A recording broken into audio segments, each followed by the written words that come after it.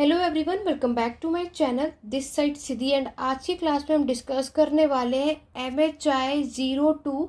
और अगर आपका जो नया सिलेबस है यानी MHI 102, यानी कि जितने भी student IGNOU MA history first year के स्टूडेंट हैं, और आप सभी जानते हैं कि नेक्स्ट यानी MHI 01 और MHI 101 का जो नेक्स्ट इसके बाद जो हमारा एग्ज़ाम है वो है आपका मॉडर्न वर्ल्ड का।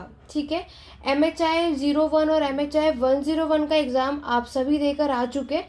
तो जो भी आपने दिया उसको वहीं पर छोड़ करके अब आपका फोकस नेक्स्ट सब्जेक्ट पर होना चाहिए, जो कि हमारा मॉडर्न वर्ल्ड आधुनिक विश्व के ऊपर। तो यहाँ पर अभी आप में से कई लोगों का ये भी डाउट होगा, क्योंकि जैसे कि मैं लास्ट में M01 का यानी जो हमारा 01 जो कोड है एंशिएंट मेडिएवल का मैराथन क्लास लेकर आई थी, आप सभी का रिस्पांस उस पर बहुत ज़्यादा अच्छा रहा। इसी वजह से हम आगे की भी सब्जेक्ट के इसी तरीके से मैराथन लेकर के आएंगे, लेकिन उसके लिए आपको मेरे चैनल पर फर्स्ट टाइम आए तो चैनल सब्सक्राइब कर लो, बेल आइकन प्रेस करो, ताकि आगे आने वाली वीडियोस के नोटिफिकेशन और अपडेट आप सभी को मिलते रहे। वीडियो पसंद आए तो लाइक शेयर करना बिल्कुल भी मत भूलिएगा। तो जैसे कि आप सभी जानते हैं कि मॉडर्न वर्ल्ड आधुनिक विश्व में, यहाँ पर अगर मैं बात करूँ तो आज की क्लास में जो मैराथन क्लास होगी उसमें आपके MHI 02 और MHI 102 में पहले तो मैं आपको वो सारे टॉपिक्स बताने वाली हूँ जो कि दोनों ही सिलेबस में सेम है। ठीक है, जैसे कि आप सभी जानते हो कि ओल्ड और न्यू सिलेबस में थोड़े से चेंजेस है, लाइक आपके नए सिलेबस में कुछ चैप्टर को डिडक्ट कर दिया, हटा दिया गया है। तो यहाँ पर मैं आपको सबसे पहले वो टॉपिक्स कराने वाली हूँ जो कि दोनों के लिए कॉमन है और दोनों एग्जाम के लिए इम्पॉर्टेंट है। तो बिना वीडियो को स्किप करें वीडियो के एंड तक बने रहिएगा। तो चलिए स्टार्ट करते हैं अपनी आज की क्लास को। और यहाँ पर हम बात करेंगे, देखो यहाँ पर एक चीज़ देखना, आपको ये चैप्टर पे फोकस कर रहा है, क्योंकि यहाँ पर जो चैप्टर है, क्योंकि जो नए सिलेबस में ये चैप्टर होगा थोड़ा ऊपर नीचे होगा। ठीक है, तो आपको क्या करना है कि आपको क्या अपना जो सिलेबस है उसमें देखना है और ये टॉपिक किस में उस पर ध्यान रखना। तो मैं यहाँ पर आपके चैप्टर ना बोल करके डायरेक्ट यूनिट बता रही हूँ, तो आपका फोकस उस पर होना चाहिए। जैसे कि अगर हम सबसे पहले बात करते हैं तो आपका पहला जो टॉपिक है वो होता है हमारा रेनेसांस यानी पुनर्जागरण, इनलाइटेनमेंट। ठीक है, नेक्स्ट जो टॉपिक है एनलाइटनमेंट। ये दोनों ही टॉपिक आपके लिए इम्पॉर्टेंट है, चाहे आप पुराने सिलेबस के लिए हो चाहे आप नए सिलेबस के लिए हो। तो कन्फ्यूजन किसी को भी नहीं होनी चाहिए, क्योंकि मैं एक ही क्लास में दोनों को बता रही हूँ। कन्फ्यूजन उन्हें ही होगी जो इस वीडियो को स्किप करके देखेंगे। तो देखो, रेनेसांस और एनलाइटनमेंट की आज की क्लास में मैं स्टार्ट करने वाली हूँ कि यहाँ से आपको ज़रूर क्वेश्चन दिखने वाला है। तो जितने भी पुराने सिलेबस के स्टूडेंट हैं MHI 02 वाले, तो उनके लिए ये टॉपिक 30 मार्क्स का है। तो रेनेसांस और एनलाइटनमेंट को मिला करके 30 मार्क्स का क्वेश्चन पूछा जाएगा। लेकिन जितने भी स्टूडेंट नए वाले हैं, आपके में सिर्फ 20 के क्वेश्चन आने के चांसेस हैं, यानी एक ही क्वेश्चन मिलेगा। बाकी जैसे कि मैंने आपको बताया, आपके असाइनमेंट के क्वेश्चन आपके लिए हेल्पफुल है, तो उसको ज़रूर करके जाना। और मैंने ऑलरेडी MHI 02 हो चाहे MHI 102 हो, तो आप उसके अकॉर्डिंगली प्लेलिस्ट में जा करके अपने इंपॉर्टेंट क्वेश्चंस टॉपिक को देख सकते हो। अब बात आती है, आप लोगों ने कहा था कि मैम क्वेश्चन तो पता चल गया, लिखना कैसे, क्या क्या लिखना है। आइए चलिए उस पर बात करते हैं। सबसे पहले हम बात करेंगे रेनेसांस यानी पुनर्जागरण क्या होता है। तो पुनर्जागरण की बात करें तो यहाँ पर आप सभी को पता है, पुनर्जागरण यानी आपके रेनेसांस का मतलब होता है रीबर्थ यानी पुनर्जन्म। यहाँ पर बात की जाती है कि रेनेसांस हमारा वो टाइम है, कब से कब तक है, तो याद रखना आपकी फ्रॉम 14 टू 17th सेंचुरी, 14 से 17 शताब्दी तक रेनेसांस का टाइम आता है। अब आप में से कई ऐसे होंगे जिनके माइंड में ये घूम रहा होगा कि रीबर्थ मतलब हमारा से दोबारा से जन्म होगा मरने के बाद। तो ये ऐसा कुछ भी नहीं है, क्योंकि देखो मॉडर्न वर्ल्ड जो हमारा टॉपिक है वर्ल्ड हिस्ट्री, इसकी नॉलेज बहुत से स्टूडेंट को नहीं होती है। इसीलिए मैं आपको बताती हूँ कि आप में से कई ऐसे स्टूडेंट जो पेड क्लासेस नहीं ले पाते, तो आपका होता है कि मैम प्लीज़ हमारे लिए भी कुछ हेल्प करो। तो ये वीडियो आप ही के लिए मैराथन, इस कंप्लीट मैराथन को देख लिया तो आपको कहीं से कुछ और करने की नीड नहीं है, क्योंकि इससे आपको आइडिया लग जाएगा कि किस टॉपिक में क्या क्या लिखना होता है। रीबर्थ रेनेसांस की मैंने आपको बात बताई, जिसका मतलब होता है रीबर्थ। ये आपका एक फ्रेंच का वर्ड है, कहीं कहीं पे ये इटालियन वर्ड भी आपको नज़र आएगा। तो मैंने आपको क्या बताया, पुनर्जागरण यानी रेनेसांस की शुरुआत 14 टू 17th सेंचुरी का माना जाता है। बात करें कि आखिरकार ये रीबर्थ होता क्या है, तो देखो रीबर्थ का मतलब होता है आपकी एक बिगनिंग, किसकी, एक नई शुरुआत यानी एक नया पीरियड। वो भी किसका, वो भी है आपका आर्ट यानी कला का, क्लासिकल लर्निंग का, यानी इसको कहते हैं रीबर्थ। यहाँ पर इसका मतलब ये नहीं है कि दोबारा से जन्म होगा, यहाँ पर इसकी ये मतलब है कि जब हमारी सोसाइटी में एक नया आर्ट आया, एक नई लर्निंग आई, कैसे आई वो भी हम समझेंगे, बट इसका मतलब ये होता है। रेनेसांस की अगर मैं बात करूँ तो ये आपको सबसे पहले मिडल एजिस यानी यूरोप में देखने को मिलता है। आप सभी को पता है कि हमारे जो मिडल एजिस है, मेडिएवल पीरियड, मध्यकालीन का जो इतिहास है, मध्यकालीन का जो समय माना जाता है, उसको आप डार्क एज यानी अंधकार युग के नाम से जानते हो। क्यों? क्योंकि देखो, कारण इसलिए बोला जाता है कि यूरोप में आपके मेडिएवल से लेकर के मॉडर्न यानी मध्यकालीन से लेकर के आधुनिक पीरियड तक बहुत सारे बदलाव, चेंजेस हुए। कब से कब तक? वो हुए थे आपके 11 से 13 सेंचुरी के बीच। इसमें क्या होता है, आपके ईसाई धर्म और जो आपके मुस्लिम धर्म यानी क्रिश्चियनिटी और मुस्लिम्स के बीच में वॉर होता है, युद्ध होता है, जिसके यहाँ पर क्या होता है कि यूरोप में इन दोनों का आपस में कनेक्शन बनता है। और यूरोप में सबसे पहले जब ये टाइम आएगा ना, तो आप सभी को पता है फ्यूडलिज्म, हम पहले भी MHI 101 में पढ़ चुके हो। हमने जो उसमें सामंतवाद का टॉपिक किया था, उसमें क्या था कि आपके मेडिएवल पीरियड में क्या होता है। तो मेडिएवल पीरियड डार्क एज का कारण ये भी माना जाता है क्योंकि उसमें सामंतवाद का फेज था। अब अगर हमारे सामंतवाद का फेज आपको उसमें देखने को मिलता है तो क्या देखने को मिलता है? सामंतवाद जब कब खत्म हो गया? जब रेनेसांस आया यानी एक नई शुरुआत हुई, तो उसमें फ्यूडलिज्म आपका खत्म कर दिया गया। यानी अब आप देखोगे आपके न्यू स्टेट यानी नए राज्य का उदय होता है। अब फ्यूडलिज्म आपके यूरोप में पूरे तरीके से खत्म हो जाता है। जैसे कि आप सभी जानते हैं कि इटली, सबसे पहले इटली याद रखना, रेनेसांस का जो समय है सबसे पहले आपके इटली में आता है, इसकी शुरुआत इटली से ही। यहाँ पे आपके बहुत सारे फिलोसोफर, थिंकर्स, जिसमें कि अगर मैं बात करूँ तो आपको नेम पता होना चाहिए, लाइक आपके दांते, पेट्रियार्क, आपको ये नेम पता होना चाहिए, आपको मेंशन भी करना है, लियोनार्डो दी वेंची, ये सारे नाम आते हैं। तो इटली में आपके न्यू लर्निंग यानी कि नई शिक्षा व्यवस्था को अपनाया गया था। और साथ ही साथ ह्यूमैनिज्म का आने का मेन उद्देश्य क्या था? वो था आपका ह्यूमैनिज्म यानी मानवतावाद, ये भी बोला जाता है। ठीक है, तो यहाँ पर रेनेसांस का होने का रीज़न क्या है, कारण क्या है? देखो, यहाँ पर आपका रिलीजियस वॉर होता है, युद्ध होता है। 11 से 13 सेंचुरी में आप देखोगे क्रिश्चियन और आपके बताया मैंने ना, मुस्लिम्स के बीच में वॉर होता है। ठीक है, क्यों होता है? क्योंकि यहाँ पर एक होता है कि हमारा रिलीजन अच्छा खासा एक्सपेंड हो, दूसरा उसको हटाना चाहता है, तो इससे प्रॉब्लम हो जाती है। ठीक है, अब अगर हम बात करते हैं कि आपके रेनेसां पुनर्जागरण का परिणाम क्या निकलता है, तो वो मैंने आपको क्या बताया, ह्यूमैनिज्म, मानवतावाद बताया। ह्यूमैनिज्म आपका फाइनली 14 to 17 सेंचुरी में इटली में इसका उदय होता है। और ह्यूमैनिज्म, मानवतावाद के जो पिता हैं यानी फादर हैं, वो होते हैं आपके पेट्रियार्क। पेट्रियार्क आपके ह्यूमैनिज्म के फादर माने जाते हैं। इसकी विशेषताएं, इसके फीचर क्या है कि यहाँ पर अब क्या होगा, मानव को हर एक यानी कि इंसानों को हर एक राइट्स मिलेंगे, उसको इम्पोर्टेंस दी जाएगी। यहाँ पर लोगों को सुपरस्टिशियस अंधकार से निकाला गया, जो कि अभी तक आपको पता है लोग टोटली पूरे तरीके से रिलीजियस यानी धर्म पे बिलीव करते थे। अब यहाँ पर क्या होगा, रेनेसांस के टाइम पे क्या हुआ, जो जितने भी लोग अब आपके रिलीजन, धर्म पे बिलीव करते थे, अब वो किस पे बिलीव करेंगे? साइंटिफिक पे, साइंटिफिक नॉलेज पे। आज भी अगर कोई भी चीज़ होती है तो हम लोग वैज्ञानिक पर विश्वास करते हैं, उसके अकॉर्डिंगली सोचते हैं। मैं ये नहीं कहूँगी या किसी भी स्कॉलर या फिलोसोफर ने ये बात नहीं कही है कि धर्म जो होता है वो पूरे तरीके से गलत होता है, बट नहीं। जैसे कि आप जानते हैं प्रीस्ट और पोप कुछ ऐसे होते हैं जो कि धर्म का गलत यूज़ करते हैं, रिलीजन को गलत तरीके से लोगों को समझाते हैं, उसके बारे में बताते हैं। तो इसी वजह से आपको देखने को मिलता है कि रेनेसांस हमें सोसाइटी में देखने को मिला। इसकी शुरुआत 14 to 17 सेंचुरी में हुआ था। तो ये रेनेसांस आने की वजह से क्या होता है, जैसे कि आप सभी ने यहाँ पे सुना है, किस किस का नाम? केपलर, ठीक है, गैलीलियो गैलगी, जिन्होंने टेलीस्कोप का इन्वेंशन किया था। ठीक है, केपलर ने आपके क्या कहते हैं, कॉपरनिकस के जो सिद्धांत है, थ्योरी है, उनको फाइनली उन्होंने सिद्ध कर दिया था। तो यहाँ पर इसमें हमें क्या समझ आ रहा है, आपके साइंस का जो इफ़ेक्ट है, विज्ञान पर जो प्रभाव है, वो चीज़ आपको नज़र आ रही है। ठीक है, उससे क्या होगा, क्योंकि रेनेसांस आने से और पॉइंट अगर मैं बताऊं तो आपकी वुमेन की कंडीशन अच्छी हो गई, जो महिलाओं की स्थिति है उसमें सुधार हुआ। नेक्स्ट अगर हम बात करें, जितने भी आपके मिडिल क्लास के लोग थे, आपके जो मध्यम वर्ग के जो लोग थे, उनमें भी इम्प्रूवमेंट आपको देखने को मिलती है।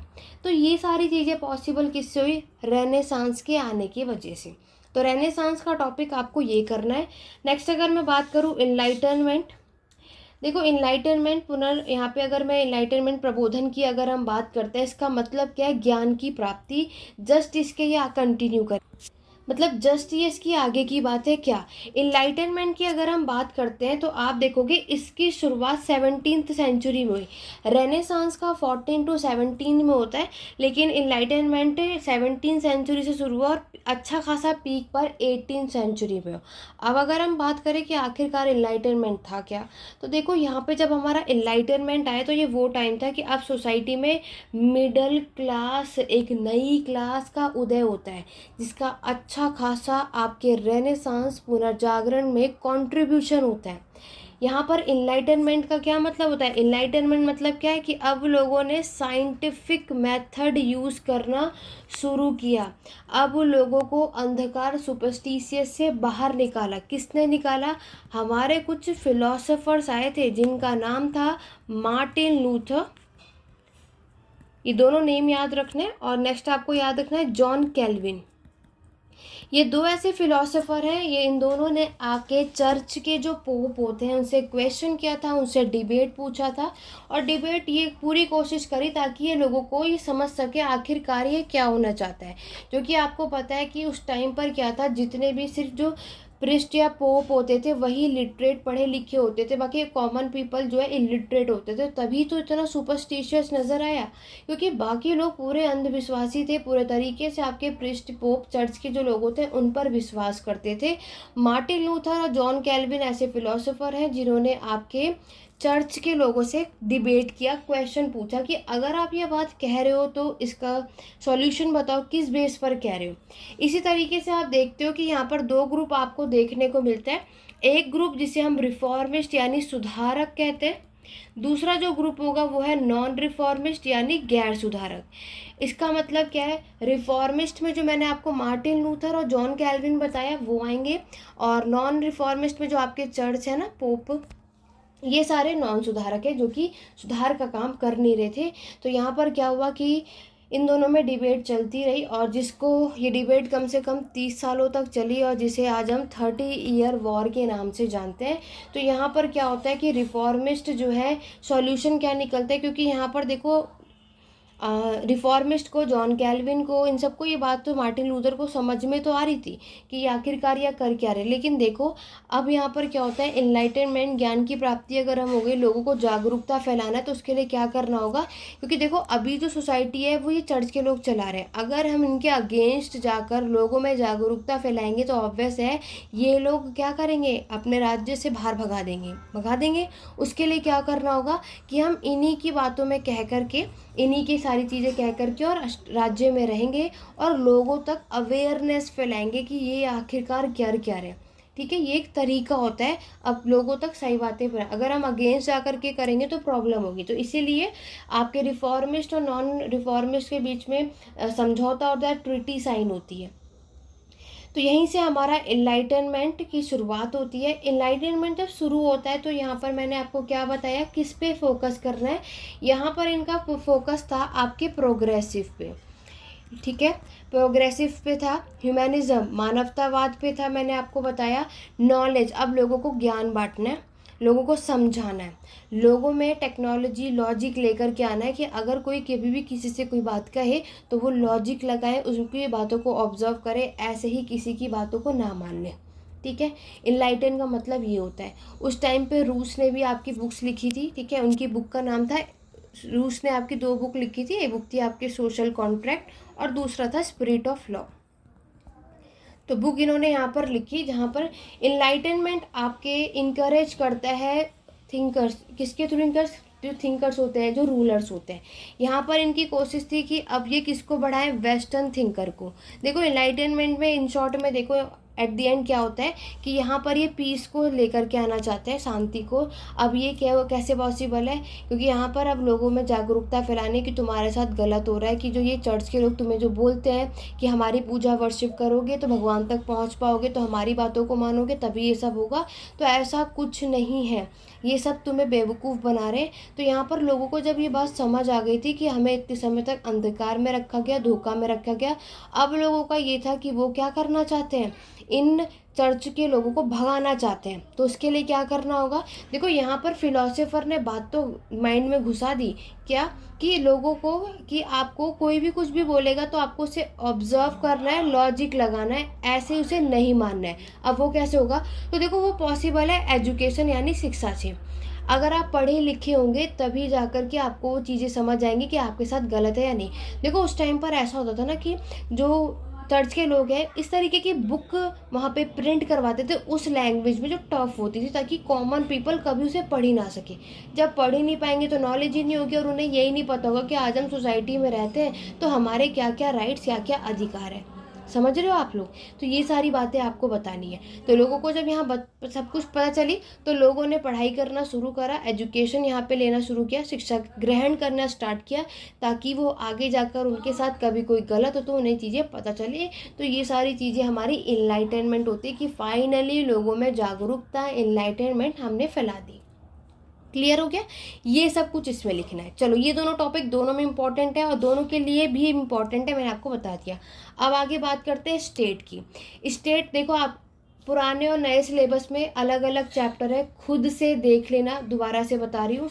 थ्योरी है आपके स्टेट की, यानी कि राज्य के सिद्धांत, इसमें आपके मार्क्सिस्ट है और आपके लिबरल है। तो ये देखो जरूरी नहीं है कि ये आएगा भी, आएगा तो क्या लिखना है वो मैं आपको बता देती हूँ, क्योंकि एम चाहे 02 या 102 है, कहीं से कुछ भी पूछा जाता है तो ये आएगा या नहीं। बट अगर बाई चांस आया तो ऐसा कंडीशन नहीं होना चाहिए कि आपको क्वेश्चन ना आता हो। देखो राज्य की बात करते हैं, राज्य का काम क्या होता है। तो स्टेट का काम अगर हम देखते हैं, स्टेट आपका एक रोल प्ले करता है जिसका काम होता है आपके लॉ एंड ऑर्डर को मेंटेन रखने का। किसको मेंटेन रखने का, आपके लॉ एंड ऑर्डर को मेंटेन रखने का। राज्य का काम होता है कि वो हमारी सोसाइटी के सारे जितने भी फंक्शन होते हैं उसमें उसका काम होता है, ठीक है।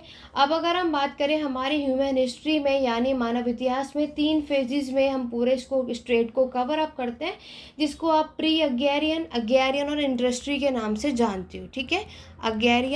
अग्रेरियन से पहले होता है प्री अग्रेरियन का फेज और उसके बाद होता है आपका इंडस्ट्री।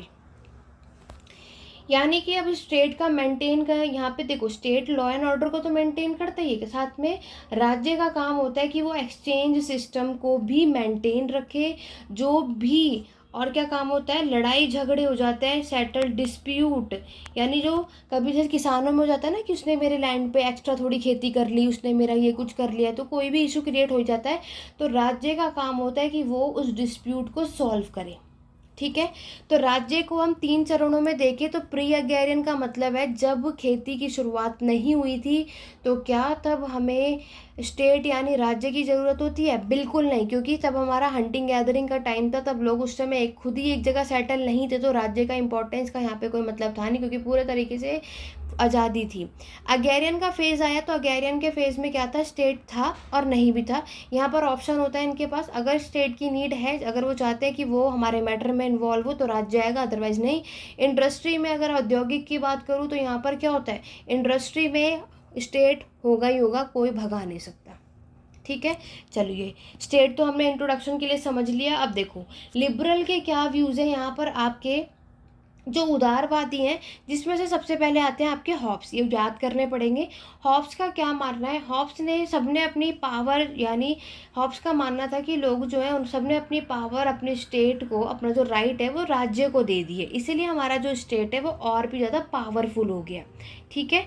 तो यहाँ पर हॉब्स के अकॉर्डिंगली क्या है कि यहाँ पर स्टेट बहुत ज़्यादा पावरफुल है और उसने सारी चीज़ें मेंटेन करके रखी है, ये तभी हुआ। और साथ ही साथ हॉब्स क्या सजेस्ट करता है कि यहाँ पर हर एक इंसान फ्री है और सबको बराबर दिया गया है, और यहाँ पर हर एक लोगों ने खुद ही राज्य को अपनी पावर दे रखी है, इसीलिए वो स्ट्रांग है। मतलब आज हमने खुद ने राज्य को ये परमिशन दे रखी है कि हमें किसके साथ शादी करनी चाहिए, हमें कौन किस में एजुकेशन पढ़ाई करनी चाहिए या नहीं करना चाहिए, हमारा प्रोफेशन क्या होना चाहिए। मतलब सारी चीज़ें जो कंट्रोल है हॉब्स के अकॉर्डिंगली क्या है कि हमने राज्य को दे रखा है, ठीक है। लेकिन वहीं पर अब दूसरे पर्सन, आपको नाम याद रखना, जिनका नाम है लॉके। लॉके का मानना था कि बिल्कुल भी ऐसी बात नहीं है।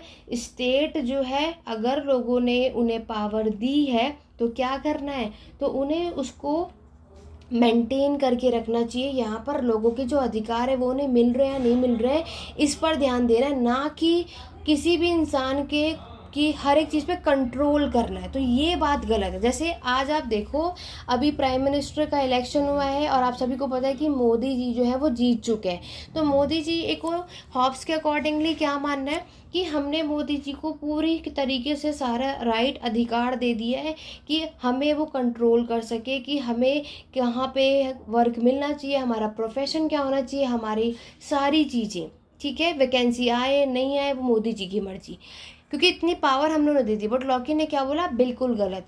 यहाँ पे मोदी जी की रिस्पॉन्सिबिलिटी क्या है कि अगर हमने उन्हें ये पावर दी है, आज हमने उन्हें जिताया है, तो यहाँ पर इनका क्या अधिकार है कि लोगों के अधिकार जो दिए हैं उसको वो प्रोटेक्ट करें, सबके जो जो राइट है वो उन्हें वो प्रोवाइड करें। और यहाँ पर बहुत से ऐसे लोग हैं जो अपने राइट अधिकार से अनअवेयर है, तो उन्हें उससे अवेयर कराया जाए।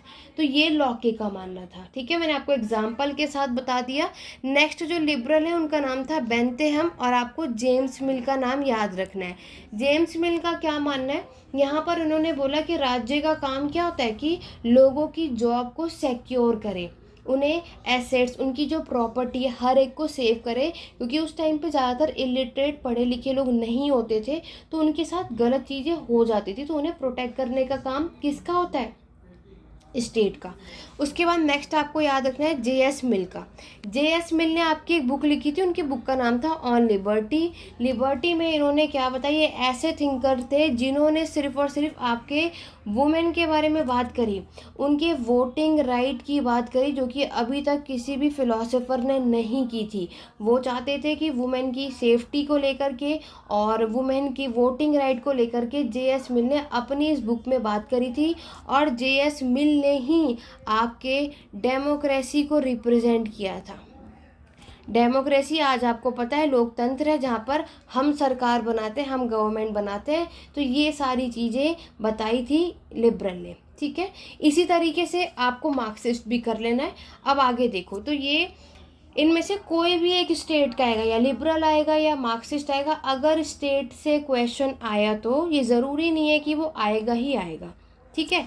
चलो नेक्स्ट टॉपिक है आपका ब्यूरोक्रेसी। देखो वीडियो पसंद आ रही है तो एक बार जल्दी से लाइक शेयर कर दो, जहाँ कहीं भी से शेयर कर सकते हो। आप लोगों की पहली वीडियो में बहुत अच्छा रिस्पांस रहा, तो इसको भी जितना ज़्यादा शेयर करो ताकि आपके और भी फ्रेंड्स की भी हेल्प हो सके। अभी एग्ज़ाम है तो ये जो चीज़ें हैं उनकी कम टाइम में वो जल्दी से इस मैराथन के थ्रू उनकी हेल्प हो जाए, तो आपको सिर्फ लाइक और शेयर करना है, ठीक है। ब्यूरोक्रेसी आप में से हर एक को ये बात पता है, ब्यूरोक्रेसी बहुत इम्पॉर्टेंट रोल प्ले करता है, ठीक है। कैसे, ब्यूरोक्रेसी का मतलब क्या होता है, ये एक ऐसा सिस्टम होता है जो कि आपके संगठन को, ऑर्गेनाइजेशन को कंट्रोल मैनेज करके रखता है।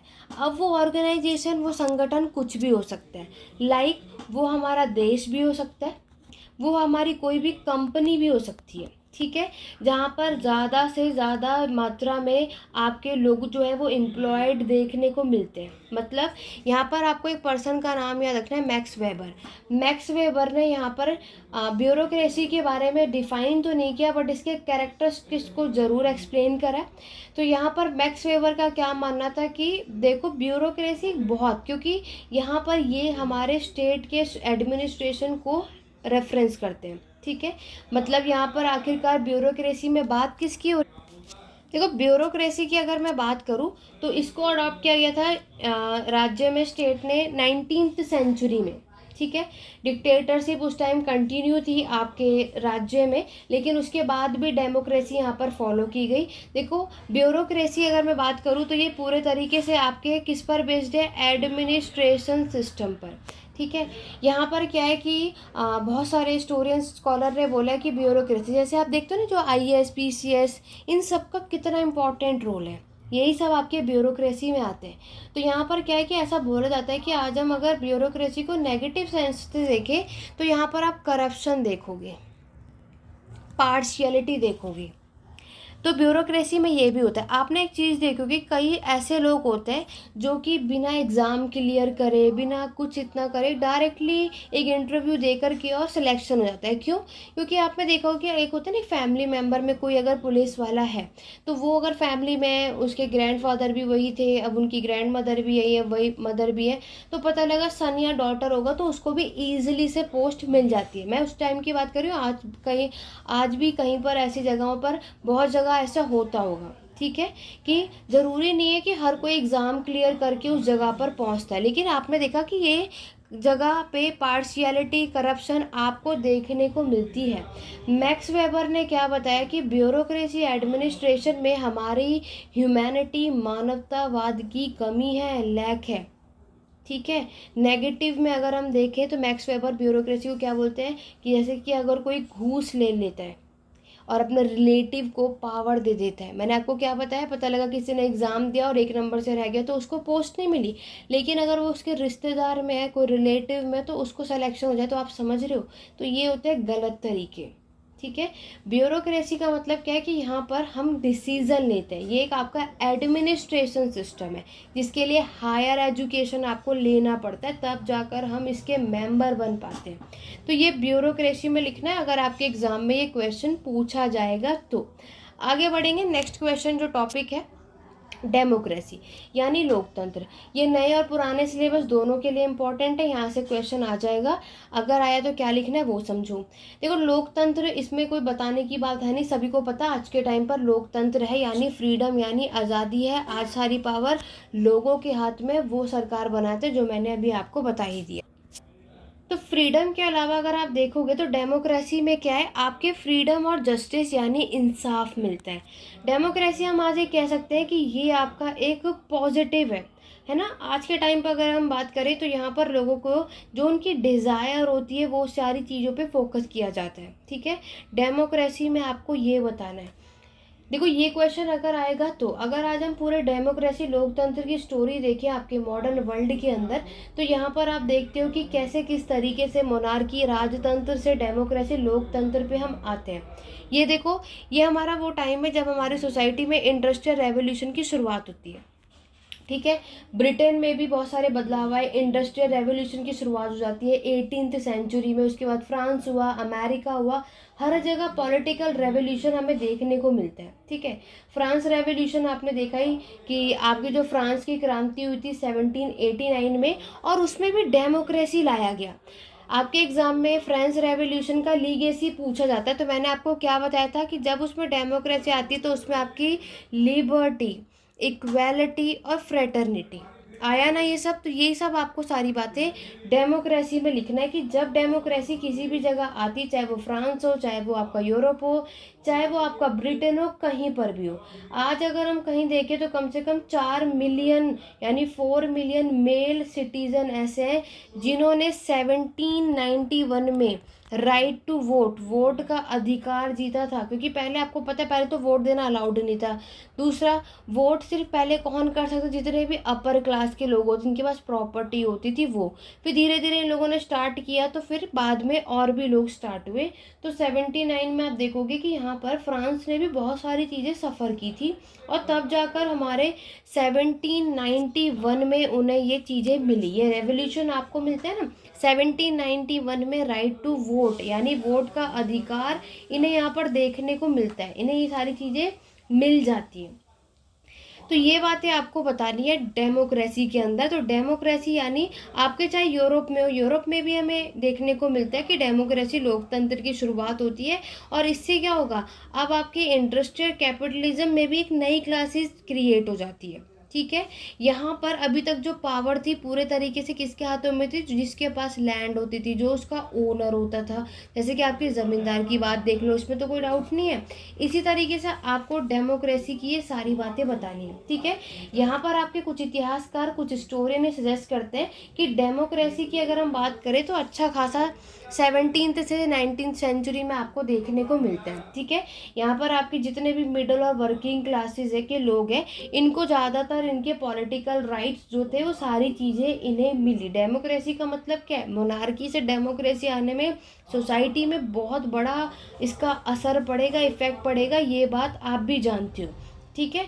तो इसी वजह से जब हमारे डेमोक्रेसी आपके चाहे यूरोप में आया, ठीक है, चाहे आपके यूएस यूनाइटेड स्टेट में 19th सेंचुरी में, तो उसका बहुत बड़ा असर पड़ा, ठीक है। तो ये सब कुछ डेमोक्रेसी में लिखना है। नेक्स्ट जो क्वेश्चन आपसे पूछा जाता है वो है वेलफेयर स्टेट, कल्याणकारी राज्य। देखो, कल्याणकारी राज्य, वेलफेयर स्टेट, नाम से काम भी समझ आ रहा है। तो ये एक ऐसा कॉन्सेप्ट होता है जहाँ पे गवर्नमेंट है, यानी जो हमारे स्टेट है, वो एक इम्पॉर्टेंट रोल प्ले करता है। क्या, इसका काम है प्रोटेक्शन का, इसका काम है आपके इकोनॉमिक एंड सोशल को क्या करना, प्रमोट करने का। जैसे कि यहाँ पर अगर हम अपने स्टेट के वेलफेयर की बात कर रहे हैं तो हमें यहाँ पर अच्छे से अच्छा एजुकेशन प्रोवाइड करना है, ठीक है। दूसरा, लोगों के प्रॉपर्टी हाउसेस को प्रोवाइड करना है। नेक्स्ट, हेल्थ केयर सिस्टम, ये सब हमें करना चाहिए, क्योंकि अब हम वेलफेयर वाले काम स्टार्ट कर रहे हैं। आप सभी ये बात जानते हो कि पहले के टाइम पर क्या होता था कि हॉस्पिटल बहुत दूर होते थे, जिससे बहुत ज़्यादा जो प्रॉब्लम फेस करनी पड़ती है। लेकिन अब हमें कुछ ऐसी चीज़ें देखनी या सोचनी पड़ेगी जिससे हम अपने स्टेट का कल्याण कर सके, तो यही सारे काम करेंगे। तो यहाँ पर क्या होता है कि अब वेलफेयर में ये होता है कि अब क्या होता है कि लोगों में ये अपॉर्चुनिटी मिलती है। अब ये सबको, हर कोई बराबर है, और ये नहीं था कि जो बहुत अमीर है तो उसको देखेंगे या नहीं। देखो, इनइक्वालिटी, भेदभाव तो मिलता है, उसमें कोई डाउट नहीं है। वेलफेयर स्टेट अगर मैं बात करूँ सबसे पहले कब इमर्ज हुआ, तो वेलफेयर स्टेट यानी कल्याणकारी राज्य की शुरुआत देखो क्या होती है। इसकी शुरुआत हमारे सेकेंड वर्ल्ड वॉर के बाद हुई, और सबसे पहले वेलफेयर स्टेट की शुरुआत मानी जाती है कब, कहाँ पर, यूके में, ठीक है। और जैसे कि आप देखो, वेलफेयर स्टेट अगर हम अपने राज्य में देखें तो बहुत सारी इकोनॉमिक सिक्योरिटी मिलेगी। यहाँ पर हर एक नागरिक को मार्केट में जैसे रिस्क देखते हो, लाइक कैसे, जितने भी ओल्ड एज पर्सन होते हैं, जो भी अनएम्प्लॉयमेंट बेरोजगार होते हैं, या फिर जो कोई किसी का एक्सीडेंट हो जाता है, जो कोई बीमार हो जाता है, तो आप देखो कि वो कैसे कमाएगा, कैसे अपने दिन भर में 2 रोटी अगर उसे खानी हो तो वो कैसे करेगा। तो वो कौन कौन, चाहे आपके ओल्ड एज पर्सन हो, अनएम्प्लॉयड हो, एक्सीडेंट किसी का हो गया, या कोई बीमार हो। और अगर आप जैसे कि देखो कि फैमिली में सिर्फ वही कमाने वाला, तो आप समझ रहे हो कितनी बड़ी प्रॉब्लम हो सकती है। यानी अब हमें गवर्नमेंट को कुछ ऐसा करना होगा ताकि इन सभी की जो ज़रूरतें हैं, इन सभी का जो हेल्प हो सके। इसी तरीके से हम अपने स्टेट का वेलफेयर यानी कल्याण कर सकते हैं। यही सारे तरीके होते हैं, यही सब आपको वेलफेयर स्टेट में बताना है। क्लियर हुआ? तो वेलफेयर स्टेट अगर आपसे पूछा जाएगा तो ये सारी बातें आपको बतानी है। ये सेम चीज़ आपके जर्मनी में, आपके ब्रिटेन में, ये वेलफेयर स्टेट का ट्रांसफॉर्मेशन हमें देखने को मिलता है। तो स्टार्टिंग के जो 6 पॉइंट मैंने आपको बताए, ये पुराने और नए सिलेबस दोनों के लिए इम्पॉर्टेंट है, दोनों के एग्जाम में आ सकता है। बाकी जो आपके असाइनमेंट के क्वेश्चन है, पहले भी बताया था, दोबारा रिपीट कर रही हूँ, वेरी इंपॉर्टेंट। उन सारे क्वेश्चंस को ज़रूर करके जाना, आप ही के काम आने वाले हैं। अब बात करते हैं नेशनलिज्म यानी राष्ट्रवाद और उसके स्टेजेस, चरण। ये पुराने और नए सिलेबस दोनों में है। तो ये पुराने सिलेबस में अगर हम बात करें, हर बार नहीं आता था, कभी कभी आता है, तो क्या पता आपके में आ जाए। और नए सिलेबस में कोई कह नहीं सकता है, क्योंकि कुछ भी आ सकता है, फर्स्ट टाइम आपका एग्जाम है। बट अगर उन्होंने राष्ट्रवाद, नेशनलिज्म की बात करी तो क्या करेंगे? देखो, नेशनलिज्म मतलब नेशन, नेशन मतलब राष्ट्र है, राष्ट्र मतलब हम किस राष्ट्र से। आज हम सब अपना नेशनलिज्म बताते हैं ना कि हम हिंदू के हैं। आज आप कहीं भी अपने इंडिया से बाहर जाओगे, लेकिन आपकी नेशनलिटी इंडियन ही रहेगी। आप भारत को ही अपने आप को दर्शाओगे बाहर जाओगे तो आप कहाँ के नागरिक हो, आपका कल्चर क्या है, वो सब कुछ नेशन बताते हैं। और आप अपने ही नेशन के बारे में अच्छी बातें बताओगे और हम अपने ही देश हिंदुस्तान को प्रमोट करेंगे। चाहे आप भारत से बाहर ही क्यों ना कभी फॉरेनर यानी आउट ऑफ इंडिया भी जा रहे होगे, कहीं भी किसी भी फॉरेन कंट्री में, लेकिन नेशनलिज्म आपका क्या होगा, आपका जहाँ से आप बाय बर्थ यानी जहाँ पर आपका जन्म हुआ था, जहाँ पे आप शुरू से अभी तक हुए, चाहे आप कहीं पर भी उसके बाद चले जाओ, नेशनलिज्म हमारा भारत ही होगा, या फिर आप लोगों का जिसका जो भी है। ऑब्वियस है जितने भी इस वीडियो को देख रहे हैं सभी के सभी इंडिया से ही हैं, तो कमेंट करके ज़रूर बताना कि आप सभी ये वीडियो कौन से स्टेट या कंट्री से देख रहे हैं, ठीक है। तो आज अगर आप नेशनलिज्म देखोगे तो नेशनलिज्म में हमें क्या चीज़ समझ आती है, जिसमें हमारे आइडेंटिफिकेशन हमें पता होता है, जिसमें हमारी आइडेंटिटी होती है खुद की इंडिविजुअली।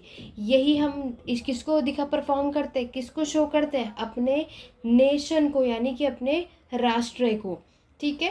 तो ये चीज़ आपको यहाँ पर बतानी है कि नेशन स्टेट जो है ये एक आपका स्टेट है, राज्य है, जहाँ पर हमारी खुद की सेल्फ आइडेंटिटीज़ होती है, ठीक है।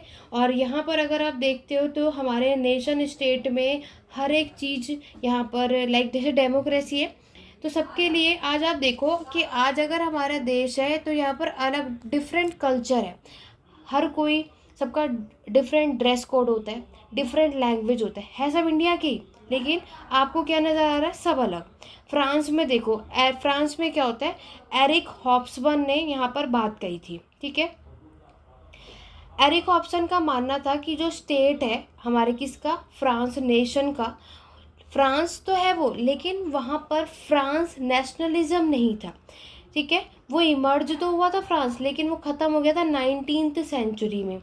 फ्रांस रेवोल्यूशन जब 1789 में हुआ था, तो उसमें जो फ्रांस के लोग थे तो उसमें से कुछ लोग बताया जाता है कि फ्रांस लैंग्वेज ही बोलते थे, मतलब 12 से 13% ऐसे लोग थे जो नॉर्मली किसके, एरिक हॉब्सन का मानना था 12 से 13% ऐसे लोग हैं जो फ्रांस में रह करके फ्रांस की लैंग्वेज भाषा वो बोलते हैं।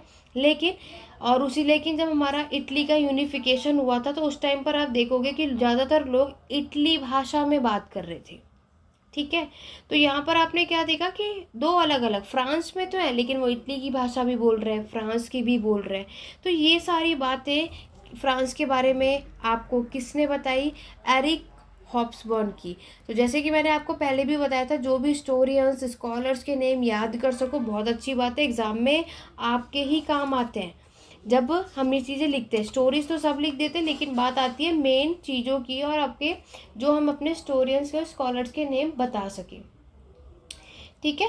तो नेशन हमारा लोगों का एक ग्रुप होता है जहाँ पर हम कॉमन हमारी history, culture, origin, language in सबको शेयर करते हैं। हमारा एक ग्रुप तो होता है, लेकिन वहाँ पर आप देखोगे सब अलग अलग रिलीजन के होते हैं, ठीक है।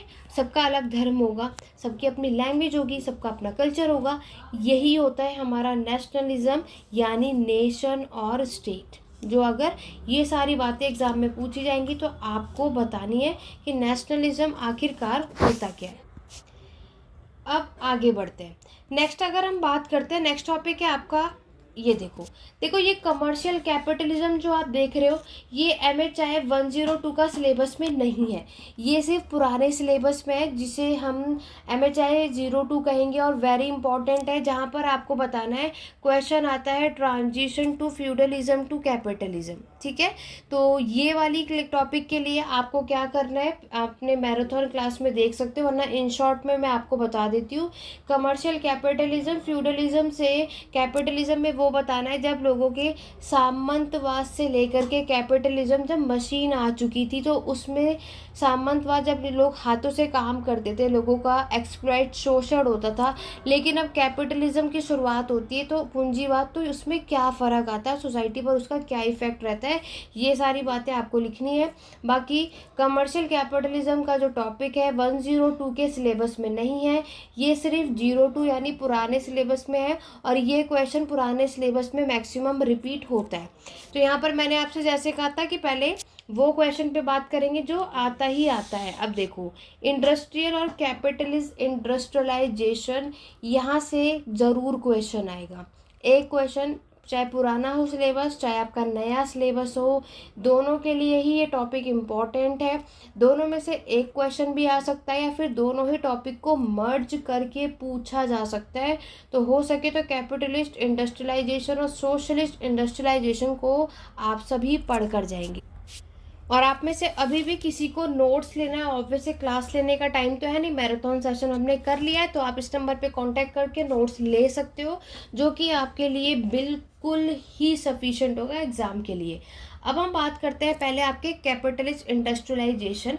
तो देखो, ब्रिटेन में ट्रांजिशन हुआ, कैपिटल आया, मतलब इंडस्ट्रियल रेवोल्यूशन की शुरुआत होती है। यानी पहले आप सभी को पता है कि इंडस्ट्रियल रेवोल्यूशन नहीं था, मतलब फैक्ट्रीज नहीं थी, मशीन नहीं हुआ करते थे, लोग हाथों से काम करते थे। लेकिन अब जो मशीन आई तो ऑब्वियस है कितना बड़ा बदलाव आएगा सोसाइटी पे, आएगा, बिल्कुल आएगा। कैसे आएगा?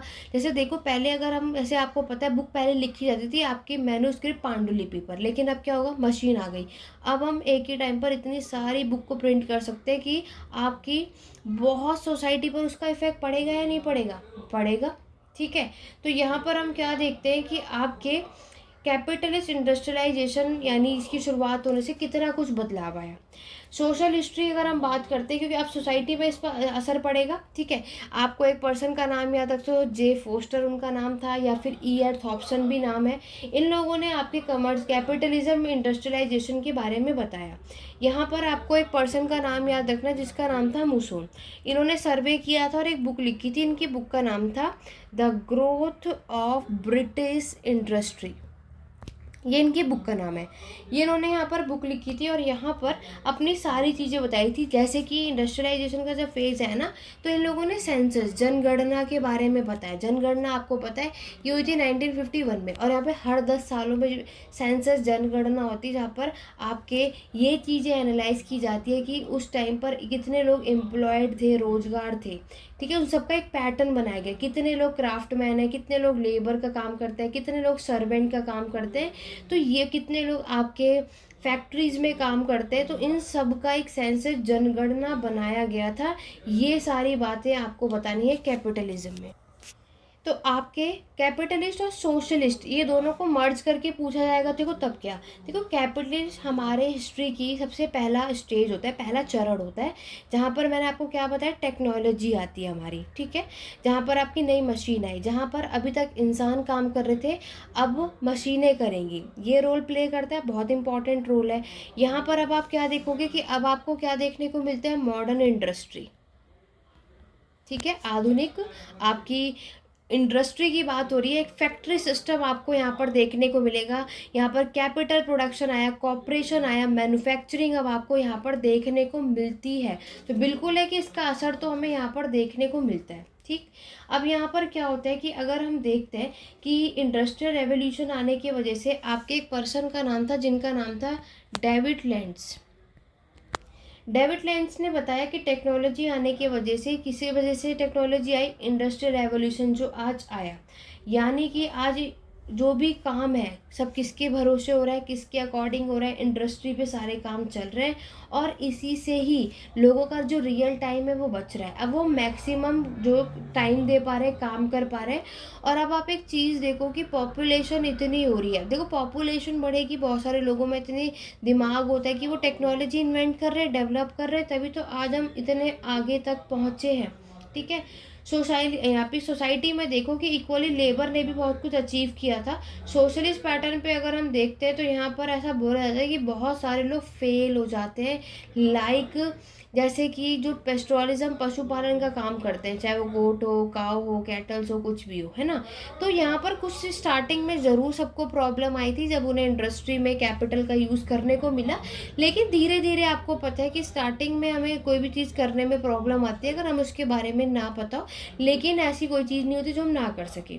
ठीक, तो यहाँ पर कैपिटलिज्म की अगर मैं बात करूँ, यहाँ पर जो हमारा मार्केट है, जहाँ पर लेबर की पावर आपको देखने को मिलती है, जहाँ पर उसको खरीदा और बेचा जाता है। ठीक है, स्टार्टिंग में तो बार्टर सिस्टम था, लेकिन जब मनी आया, जब गए, तो मनी को एक्सचेंज किया जाता था। तो ये सारी बातें आप इसमें बता सकते हो। कैपिटल, कैपिटल मतलब देखो मशीन में भी यूज़ होता है, वो मनी के लिए भी यूज़ किया जाता है। ठीक है, तो ये सारी बातें हमें कैपिटलिस्ट और सोशलिस्ट इंडस्ट्रियलाइजेशन में बता। अब हम बात करेंगे आपके नेक्स्ट टॉपिक की। देखो अंडर डेवलपमेंट, यहाँ पर ये वाला जो टॉपिक है, ये जितने भी स्टूडेंट पुराने सिलेबस के हैं आपको ये पढ़ना है। हर बार नहीं आता, बट अगर आएगा तो क्या लिखना है ये आप लोग चेकआउट कर लेना। आगे बढ़ेंगे, नेक्स्ट चैप्टर की बात करेंगे। हमारा नेक्स्ट ब्लॉक यानी माइग्रेशन और सेटलमेंट, इम्पीरियलिज्म, साम्राज्यवाद, कॉलोनिज्म और डीकोलोनाइजेशन। तो आप चाहे नए सिलेबस के स्टूडेंट हो चाहे पुराने सिलेबस के स्टूडेंट हो, मैं आप सभी को ये सजेस्ट करूँगी कि ये चारों यूनिट जो है अच्छे से कवर करके जाना, ठीक है। इसमें सबसे पहले मैं आपको इम्पीरियलिज्म, साम्राज्यवाद के बारे में बताती हूँ। देखो सबसे पहले अगर मैं बात करूँ कि हमारा ये इम्पीरियलिज्म वर्ड जो एक लैटिन वर्ड है, जिसका मतलब है, किस वर्ड से आया, इम्पीरियम से। इसका मतलब होता है आपका टू कमांड, ठीक है। यहाँ पर अगर हम बात करते हैं कि आखिरकार साम्राज्यवाद का मतलब क्या होता है, यहाँ पर मैक्सिमम आप सभी को पता होगा, तो एक बार जल्दी से जितने भी स्टूडेंट को पता है कि इम्पीरियलिज्म, साम्राज्यवाद का मतलब क्या होता है, तब तक आप वो बताओ। तब तक मैं आपको बताती हूँ कि इम्पीरियलिज्म में आपके साम्राज्यवाद के दो मोड माने जाते हैं, ठीक है। एक होता है आपका फॉर्मल और दूसरा होता है हमारा इनफॉर्मल इम्पीरियलिज्म, ठीक है।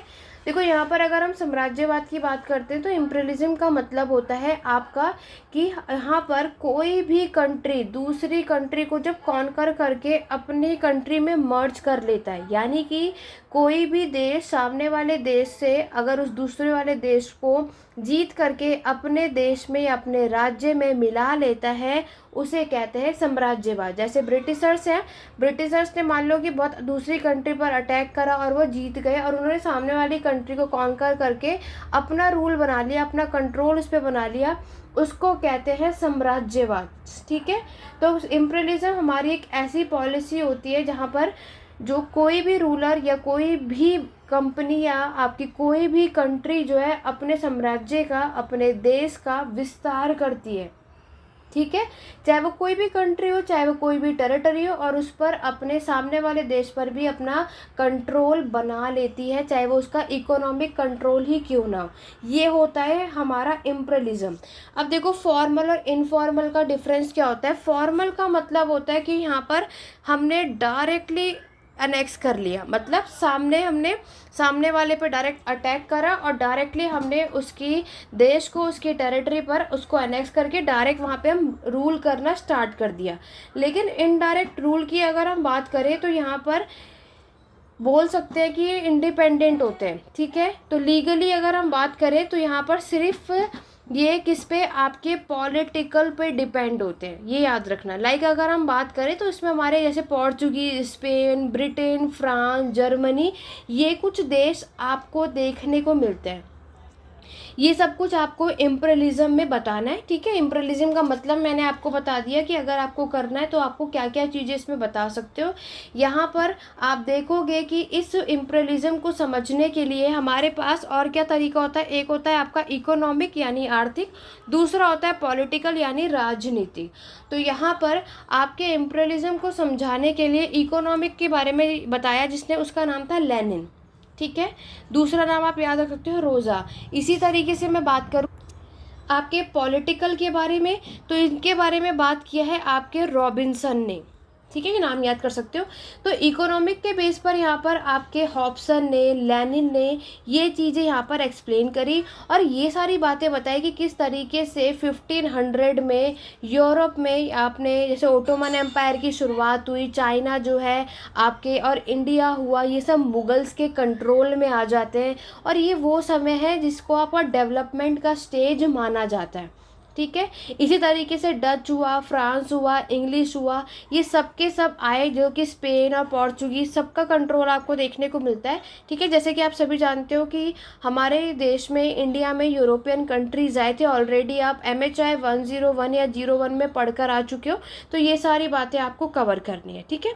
आगे बढ़ेंगे, कॉलोनिज्म और decolonisation, very very important, exam में ये क्वेश्चन पूछा ही जाता है और पूछा ही जाएगा, तो ये क्वेश्चन आपको करना ही है और पढ़ के जाना है। लेकिन उससे पहले मैं आप सभी से कहूँगी कि आज का जो आपका एग्ज़ाम था, चाहे वो MHI 01 का हो चाहे MHI 101 का हो, उसकी वीडियो आपको अभी मेरे चैनल पर देखने को मिल जाएगी। तो आप सभी का बहुत सारा और बहुत अच्छा रिस्पांस आया, चाहे वो पेड क्लासेस वाले थे या फिर हमारे यूट्यूब पे जितने भी मेंबर्स हैं, तो यहाँ पर आप लोगों का बहुत अच्छा रिस्पांस रहा। कि आज का एग्ज़ाम आप सभी का बहुत अच्छा गया है, तो बहुत अच्छी बात है। और सभी का यही आया है कमेंट चाहे मैसेजेस कि मैम जो भी मैंने आपको बताया, और MHI 01 और MHI 101 की जो कल मैंने मैराथन क्लास अपलोड करी थी उस वीडियो ने बहुत हेल्प की है, तो ये वीडियो भी आपकी बहुत हेल्पफुल होगी। तो बिना वीडियो को स्किप करे वीडियो के एंड तक बने रहना, और इस पर भी उतना ही प्यार दिखाना जितना आपने लास्ट वीडियो पे दिखाई थी। अगर आप सभी का रिस्पांस इस वीडियो पे अच्छा खासा रहा तो बाकी के सब्जेक्ट की भी मैराथन क्लास आपको मेरे चैनल पर इसी तरीके से देखने को मिलेगी। अगर आपने कुछ भी नहीं पढ़ा है तो आप लोग इस मैराथन से को भी सुन करके जाएंगे तो भी आपका एग्ज़ाम बहुत अच्छा जाने वाला है। ठीक है, चलिए क्वेश्चन पेपर में आगे डिस्कस कर दूंगी, उसकी वीडियो आपको नेक्स्ट देखने को मिल जाएगी। यहाँ पर मैं बात करूँगी आगे कॉलोनिज्म और डीकॉलोनाइजेशन आखिरकार होता क्या है। देखो, कॉलोनिज्म और डीकॉलोनाइजेशन दोनों को एक साथ समझा रही हूँ, तो दोनों को बहुत प्रॉपर तरीके से समझना, चाहे आप पुराने सिलेबस के हो चाहे नए सिलेबस के लिए हो, दोनों के लिए ही ये बहुत इंपॉर्टेंट है। यहाँ पर मैं आपकी बात करती हूँ कॉलोनिज्म की। देखो, डीकॉलोनाइजेशन मैं आपको बताती हूँ, बहुत केयरफुल तरीके से समझेंगे। जैसे कि देखो, एक तरफ है आपकी वीक कंट्री, ओके, दूसरी साइड होती है हमारी पावरफुल कंट्री, यही होगा। तो यहाँ पर जब दो देश हैं तो यहाँ पर क्या होगा, कौन जीतेगा? ऑब्वियस सी बात है, जो हमारी पावरफुल कंट्री होगी वो वीक कंट्री को हरा देगी, हरा कर उस पर अपना कंट्रोल बना लेती है। तो जब कभी भी पावरफुल कंट्री वीक कंट्री को जीत लेती है तो वो उसकी सारी पूरी टेरिटरी का आपका पॉलिटी यानी कि आपकी सोसाइटी और उस वीक कंट्री की इकोनॉमी, ठीक है, इन सभी पर अपना कंट्रोल बना लेती है। कौन? पावरफुल कंट्री वीक कंट्री पर उसकी पॉलिटी, सोसाइटी और इकोनॉमी पर अपना पूरा कंट्रोल बना लेती है। तो इस पावरफुल कंट्री को, जिसे आप कॉलोनी बोलते हो, तो ये कॉलोनी बन जाती है आपकी, ठीक है। तो आपकी कॉलोनी बन जाती है जिसकी को हम कॉलोनिज्म कहते हैं। तो कॉलोनिज्म आपको समझ आया? तो कॉलोनिज्म कैसे होता है कि जब पावरफुल कंट्री वीक कंट्री को कॉन्कर कर लेती है और उस देश की टेरिटरी पर अपनी पॉलिटी, सोसाइटी, इकोनॉमी पर अपना कंट्रोल बना लेती है, तब ये वीक कंट्री इस पावरफुल कंट्री की कॉलोनी बन जाती है, ठीक है। तो ये अब इसकी क्या बनी? कॉलोनी बन जाती है, जिसी को हम कॉलोनिज्म कहते हैं। डीकॉलोनाइजेशन में क्या होता है? कॉलोनिज्म समझ गए, इसी को देखो। डीकॉलोनाइजेशन होता है जब एक, अब यहाँ पर जब हमारा जो ये वीक कंट्री है वो हार चुका है, तो वीक कंट्री आप देखोगे कि अब ये अपने आप को पावरफुल कंट्री से आज़ाद करना चाहता है। अब चाहे वो कैसे भी करे, उसके लिए वो संघर्ष भी करेगा, युद्ध भी लड़ेगा, और अब इसकी पूरी कोशिश है कि ये क्या करेगा, अपने देश को पावरफुल कंट्री से बाहर निकालेगा। ये होता है डीकॉलोनाइजेशन, जस्ट इसका अपोजिट, ठीक है। तो हमें एक बात समझ आ गई कि जब हम कभी भी आपके डीकॉलोनाइजेशन को पढ़ते हैं तो यहाँ पर आप क्या देख रहे हो कि इसका मतलब होता है, डीकॉलोनाइजेशन में हम एक चीज़ देख रहे हैं कि यहाँ पर डीकॉलोनाइजेशन जो है आपके वीक कंट्री और पावरफुल कंट्री में जो रिलेशनशिप है वो उसको ख़त्म करता है। लेकिन वहीं अगर मैं आपके कॉलोनिज्म की बात करूं तो वो क्या करता है, उसको जोड़ने का काम करता है। क्योंकि अब बात आती है, देखो, वीक मतलब ये कमज़ोर देश क्यों थे? तो ये वीक कंट्री इसलिए होती है क्योंकि यहाँ पर इनके पास टेक्नोलॉजी की कमी होगी, इनके पास मिलिट्री की कमी होगी। ये वो कारण है जिस वजह से वीक कंट्री पावरफुल कंट्री को अपनी टेरिटरी से बाहर नहीं कर पाता है, और यही रीज़न है कि जिसके वजह से पावरफुल जो कंट्री है वो जीत जाता है। और इसीलिए हम क्या देख रहे हैं कि डीकॉलोनाइजेशन और कॉलोनिज्म में फ़र्क। इसमें तो हमें डीकॉलोनाइजेशन में क्या होता है, जो इन दोनों के बीच में रिलेशनशिप होता है वो ख़त्म हो जाता है, और कॉलोनिज्म में क्या है, वो इस रिलेशनशिप को जारी रखना चाहता है, उसको बनाना चाहता है। ये था हमारा कॉलोनिज्म और डीकॉलोनिज्म। आप इसको इस तरीके से पढ़कर जा सकते हो। क्लियर हो गया? चलिए आगे बढ़ेंगे नेक्स्ट टॉपिक की तरफ। और जितने भी पुराने सिलेबस वाले स्टूडेंट हैं वो अंडर डेवलपमेंट का टॉपिक पढ़ के जा सकते हो। नाम से काम समझ आ रहा है कि जब कभी भी किसी भी देश का विकास नहीं हो पाता है उसे कहते हैं अंडर डेवलपमेंट। जब किसी की जीडीपी नीचे आ जाती है, पॉवर्टी फेस ऑफ करना पड़ता है, स्टारवेशन, भुखमरी का टाइम आ जाता है, जब उनकी कैपिटलिज्म गिर जाती है, उनका स्टॉक गिर जाता है, तो ऑब्वियसली उस देश का विकास नहीं हो पाता। इस तरीके की बातें आपको इसमें लिखनी है। बाकी आप अपने बुक से इसको चेकआउट कर सकते हो। बहुत अच्छा टॉपिक टॉपिक है मैरीटाइम, ये रिपीट होता है क्वेश्चन, पुराने सिलेबस की बात कर रही हूँ, नए सिलेबस वालों में ये चैप्टर नहीं है। आगे बढ़े। नेक्स्ट आपका टॉपिक है नेशन स्टेट सिस्टम। तो स्टेट और राज्य का रिश्ता यहाँ पर आपको पता होना चाहिए। राष्ट्र और स्टेट दोनों ही मैं आपको ऊपर पढ़ा चुकी हूँ, तो याद रखना जहाँ कहीं भी स्टेट होगा वहीं नेशन होगा, दोनों साथ होते हैं। अगर कोई ऐसी जगह है जहाँ पर स्टेट का इन्वॉल्वमेंट नहीं है तो वहाँ राष्ट्र भी नहीं होता है, ठीक है। नेक्स्ट देखो, international rivalries, very very very important, किसी को भी इस टॉपिक को स्किप नहीं करना है, चाहे वो पुराने हो चाहे वो नए सिलेबस के हो। कोल्ड वॉर की बात करती हूँ, ठीक है। वीडियो पसंद आ रही हो तो एक बार जल्दी से सभी के सभी लाइक शेयर कर दो, जितना ज़्यादा लाइक शेयर कर सकते हो। और जिन्होंने अभी तक नहीं आज का एग्ज़ाम दिया, इसी वीडियो के नीचे कमेंट करके ज़रूर बताना बाकी सबका एग्ज़ाम कैसा गया था। मैराथन क्लासेस, चाहे आप पेड क्लासेस की हो, मेंबरशिप किसी के भी मेंबर हो, सभी को कमेंट करके बताना है। इंटरनेशनल राइवलरीज की बात करूँ तो कोल्ड वॉर देखो, कोल्ड वॉर देखो, यहाँ पर एक बात याद रखना सभी के सभी, इंटरनेशनल राइवलरीज क्वेश्चन डायरेक्टली अगर पूछेंगे तो आपको उसमें cold war, nuclear arm race, non alignment movement, तब ये तीनों ही चीज़ों को आपको सॉल्व करना है, ठीक है। मैक्सिमम ये क्वेश्चन 20 मार्क्स में आएगा। अगर इन्होंने इंटरनेशनल राइवलरी डायरेक्ट क्वेश्चन नहीं पूछा है तब आपको cold war, nuclear arm race, non alignment movement single भी पूछा जाता है, ये बात याद रखना। चलो सबसे पहले बात करते हैं आपकी कोल्ड वॉर की।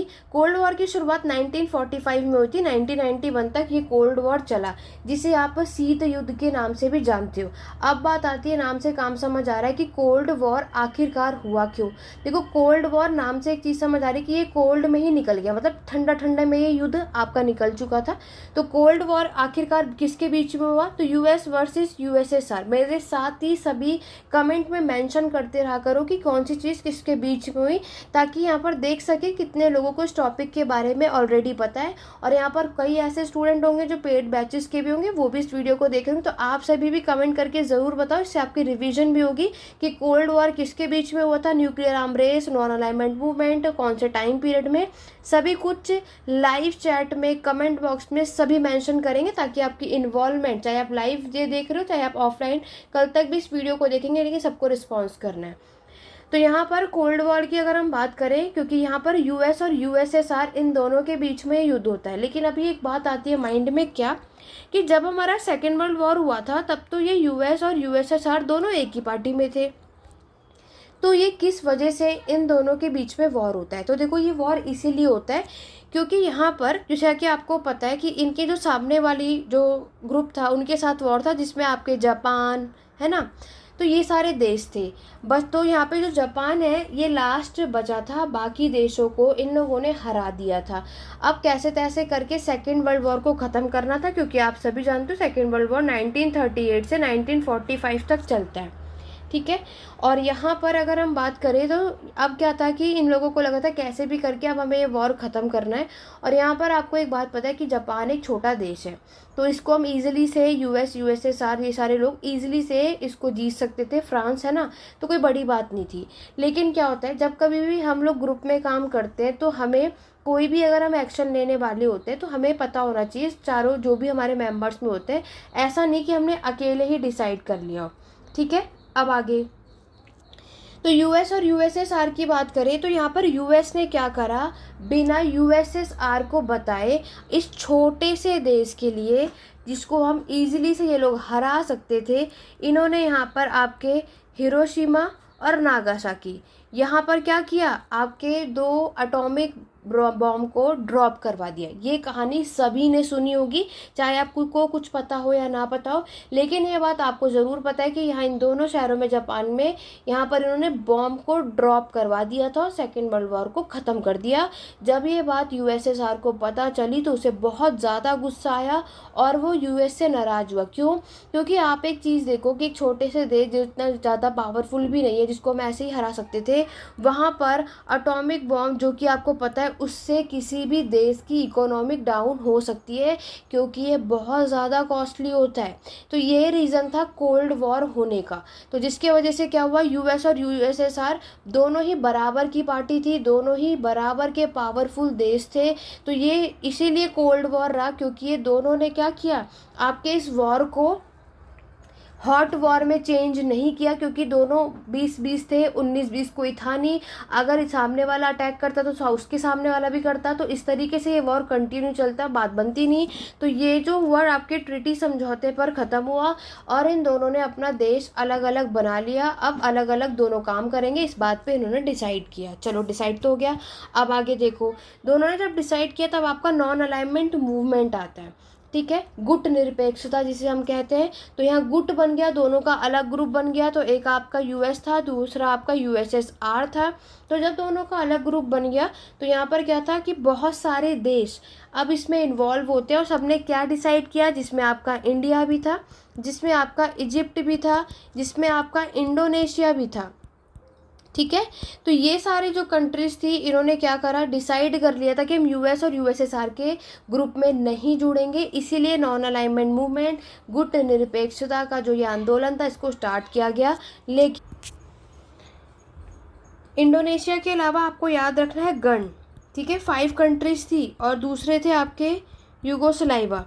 ये 5 ऐसे देश थे जिन्होंने आपके नॉन अलाइनमेंट मूवमेंट की शुरुआत करी थी और ये सेकेंड वर्ल्ड वॉर के बाद हुआ था। क्यों? और यहाँ पर हमने देखा 2 गुट बन गए थे, 2 ग्रुप्स बन चुके थे, उसमें डिवाइड हो चुका था यूएस और यूएसएसआर के बीच में। ये चीज़ आपको याद रखनी है। बट यहाँ पर देखो, इस नॉन अलाइनमेंट मूवमेंट का मेन उद्देश्य क्या था, आपके साम्राज्यवाद यानी इम्पीरियलिज्म और आपके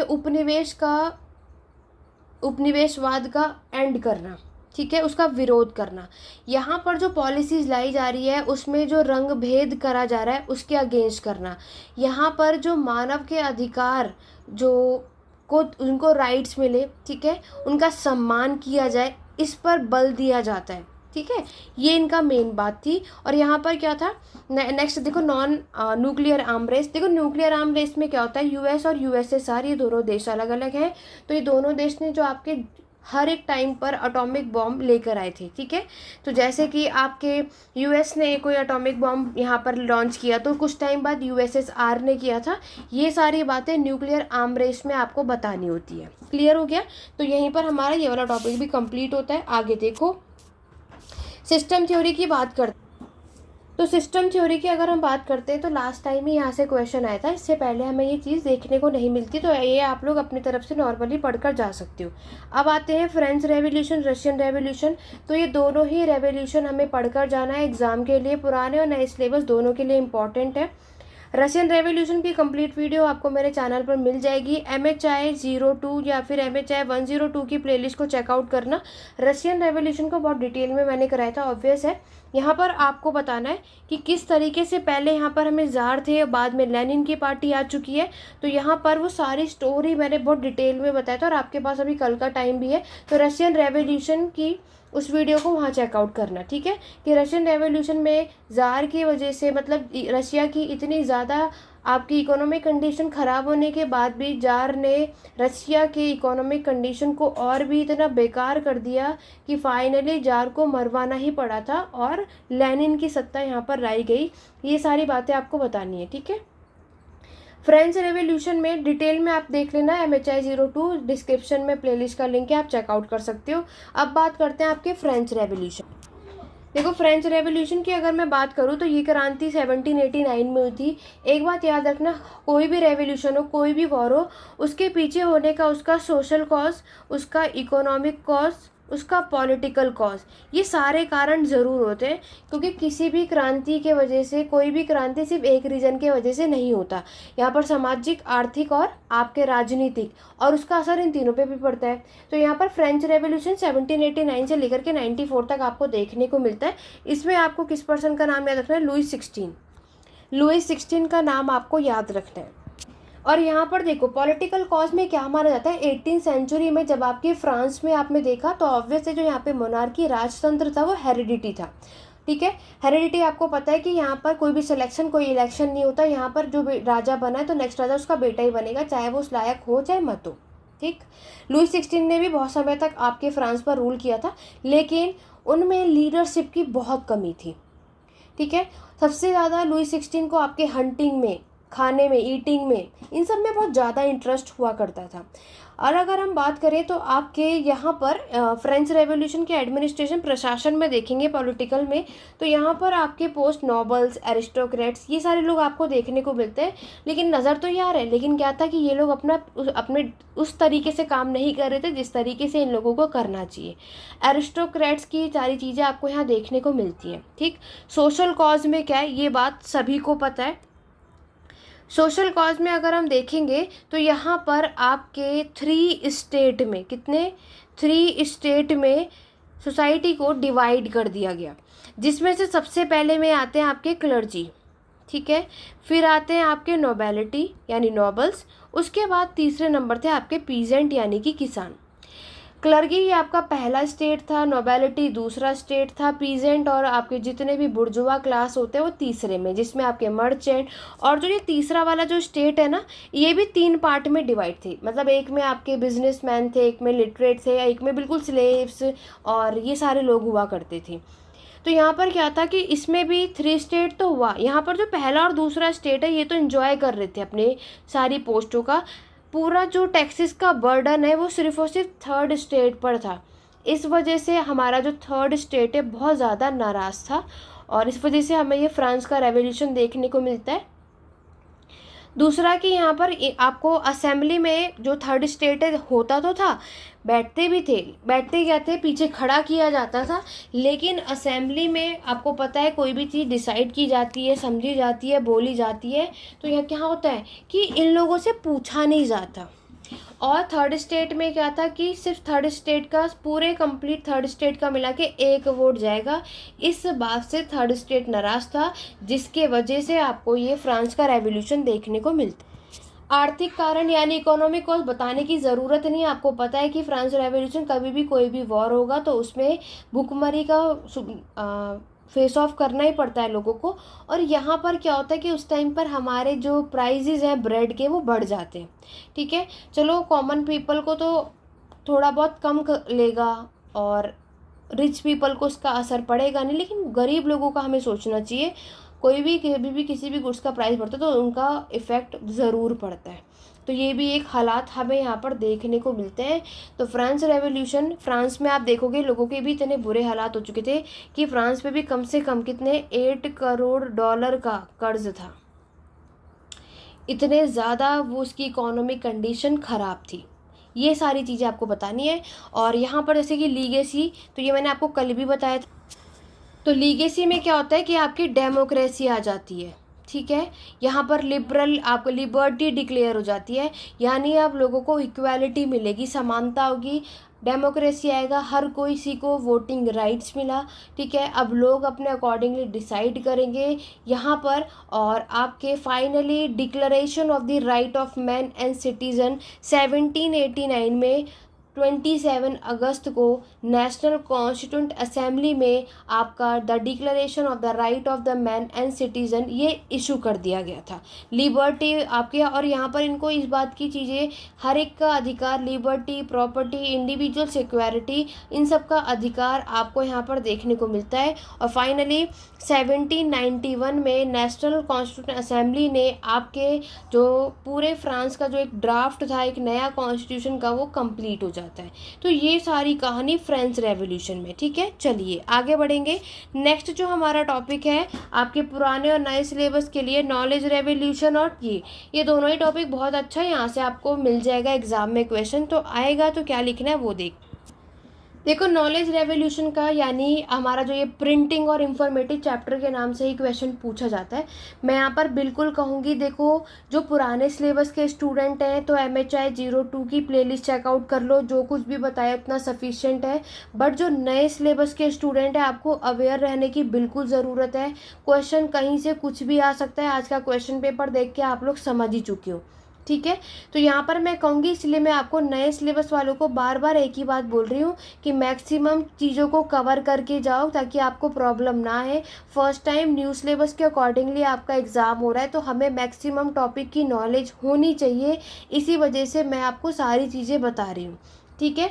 और इसीलिए क्योंकि अगर आपने सिर्फ यहाँ पर आप लोग बस कह देते हो मैम हमें सिर्फ 5 क्वेश्चन बता दो हम वही करके जाएं, तो आप लोग सोचो कि कितनी गलत बात है ये। मैं आपका थोड़ा टाइम ज़रूर ले रही हूँ, लेकिन मैं ये इसीलिए कह रही हूँ कि आप लोग ईजिली से आकर के मैम को तो ये कह देगा कि मैम हमें वो 5 क्वेश्चन दे दो, हमारे पास टाइम कम है। टाइम कम है तो टाइम निकालना पड़ेगा आपको, एग्ज़ाम आपको देना है। क्योंकि अगर मैंने कोई भी टॉपिक 5 आपको पुराने सिलेबस के अकॉर्डिंगली बता दिया और उसमें से सिर्फ मुश्किल से 2 क्वेश्चन आए या 3 आए, तो नेक्स्ट डे आकर आप मुझे ही आकर गलत कहोगे कि मैम आपने जो बताया वो नहीं आया। तो इसमें गलती किसकी है ये बात आप सोचो, क्योंकि नया सिलेबस है, यहाँ पर हम कुछ नहीं कह सकते कहाँ से क्या आएगा।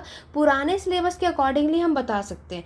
मैं आपको टॉपिक बता सकती हूँ, बट उस टॉपिक से रिलेटेड क्या घुमा कर क्वेश्चन आएगा इसकी नॉलेज भी होनी चाहिए। तो एक बात याद रखना कि आपको क्वेश्चन के अकॉर्डिंगली किसी भी टॉपिक को तैयार नहीं करना है, आपको टॉपिक के अकॉर्डिंगली पढ़ना है। क्वेश्चन हमेशा चेंज होता है, चैप्टर बेशक वही रहता है लेकिन क्वेश्चन चेंज होता रहता है। तो आप में से कई ऐसे स्टूडेंट हैं जो क्वेश्चन के अकॉर्डिंगली पढ़कर जाते हैं, लेकिन ये आपकी गलत है। अगर आप इस तरीके से एग्ज़ाम की प्रिपरेशन करोगे तो कभी भी अच्छे स्कोर नहीं ला सकती। ठीक है, चलिए नॉलेज रेवोल्यूशन की अगर हम बात करें तो यहाँ पर आपके 15 से 16 सेंचुरी के बीच में गुटनबर्ग के बाद सभी को पता है कि इन्होंने भी इन्वेंशन किया था, प्रिंटिंग प्रेस लेकर आए थे। और प्रिंटिंग प्रेस इसके बाद आपके यूरोप में, पूरे ऑल ओवर यूरोप में यहाँ तक फैला और धीरे धीरे बाहर तक भी फैला। और प्रिंटिंग प्रेस आने से कितना ज़्यादा फ़ायदा हो ये बात आपको भी पता है। और यहाँ पर जो आपके चर्च, स्टेट, यूनिवर्सिटीज़, रिलीजन्स, यहाँ पर सभी के सब क्या कर रहे हैं, अब आपके प्रिंटिंग टेक्नोलॉजी को यूज़ कर रहे हैं। अब यहाँ पर कह सकते हैं कि अब हमारे यूरोप में रिफॉर्मेशन, सुधार आया है। ठीक है, ये बात आप भी समझ सकते हो कि टेक्नोलॉजी आने की वजह से क्या क्या चीज़ें आपको देखने को मिलती है। तो यहाँ पर क्या होता है कि ये सारे लोग अब इस टेक्नोलॉजी की तरफ जाते हैं। और 17th सेंचुरी तक आते आते आप क्या देखते हो, इंग्लिश रेवोल्यूशन जब हुआ था, जिसे आप अमेरिकन रेवोल्यूशन के नाम से भी जानते हो, तो ब्रिटिश हिस्ट्री में अगर हम देखते हैं तो देखो प्रिंटिंग प्रेस के आने से क्या हुआ, बहुत चीज़ आपके रिलीजियस, सोशल में रिफॉर्म आया। कल ही अभी स्टार्टिंग में मैंने आपको रेनेसांस और एनलाइटनमेंट पढ़ाया, तो यहाँ पर साइंटिफिक मेथड देखा आपने, कितनी काम की चीज़ थी कि जो काम हम बहुत टाइम टेकिंग लग रहा था, अब टेक्नोलॉजी आने की वजह से बहुत सारी चीज़ें सही हो गई। तो ये सब कुछ आपको टेक्नोलॉजी में बताना है कि और बाकी बातें आप क्या क्या लिख सकते हो। इसी तरीके से आपके स्विस के एक रिफॉर्मर थे जॉन हेनरिच। जॉन हेनरिच ने भी आपके यहाँ पर शुरुआत करी। देखो फिर आपके बहुत सारे टेक्नोलॉजी की बात हो रही तो एजुकेशनल प्रोग्राम के लिए भी बहुत सारी चीज़ें लाई गई।